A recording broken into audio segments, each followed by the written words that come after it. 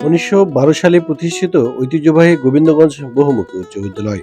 শুরু থেকে অদ্যাবধি যে সকল মানুষ গড়ার কারিগর শিক্ষামণ্ডলীগণ শিক্ষকতার মহান পেশায় নিয়োজিত থেকে হাজার হাজার ছাত্রছাত্রীদের আলোর পথ দেখিয়ে দেশ বিদেশে বিভিন্ন পেশায় প্রতিষ্ঠিত হওয়ার ভিত তৈরি করে দিয়ে ইন্টিগ্রাল করেছেন, তাদের স্মরণ করে শুরু করছি আজকের এই ভিডিও। গোবিন্দগঞ্জ উপজেলার প্রাণকেন্দ্রে তৎকালীন সময়ে গড়ে ওঠা একটি ঐতিহ্যবাহী বিদ্যাপীঠ হল গোবিন্দগঞ্জ বহুমুখী উচ্চ বিদ্যালয়, যা বর্তমানে গোবিন্দগঞ্জ সরকারি উচ্চ বিদ্যালয় নামে পরিচিত।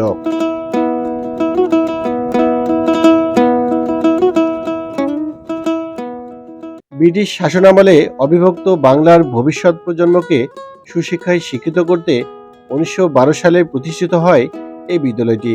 তখন থেকেই অদ্যাবধি হাজার হাজার ছাত্র এই বিদ্যালয় থেকে জ্ঞান অর্জন করেন।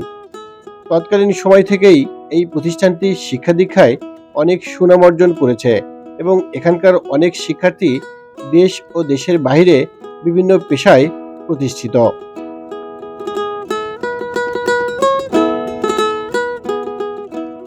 এই বিদ্যালয়ে আমার কেটেছে 5টি বছর। উপজেলার অনেকেই এই বিদ্যালয়ে পড়ার সুযোগ পেয়েছেন। তবে দুঃখের সাথে জানাচ্ছি যে এই বিদ্যালয়ের আবাসিক হলটি বর্তমানে পরিত্যক্ত হয়ে পড়ে আছে।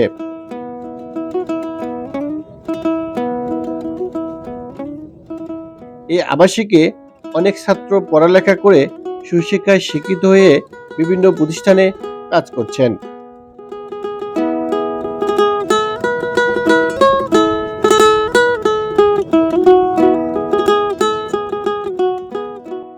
সতেরোটি ইউনিয়নের এই উপজেলায় একটি সরকারি প্রতিষ্ঠান, যেখানে অনেকেই সন্তানকে ভর্তি করাতে চান, কিন্তু ছাত্রদের কোনো থাকার ব্যবস্থা না থাকায় অনেকেই ভর্তি করান না।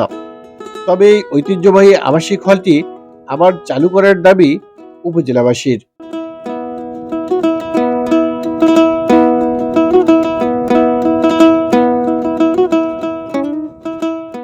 বিদ্যালয় প্রতিষ্ঠাকালীন সময় থেকে সরকারি হওয়ার আগ পর্যন্ত এখানে শুধু ছেলেরা পড়াশোনা করত। এই প্রতিষ্ঠানের প্রবীণ অনেক শিক্ষক আজ বেঁচে না থাকলেও ছাত্ররা বিদ্যালয়ে এসে তাদের মিস করেন।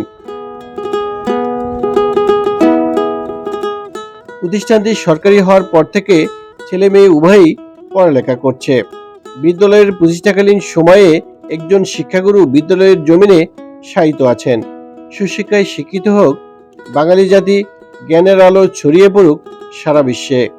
এই কামনায় আজকের এই ভিডিও শেষ করছে।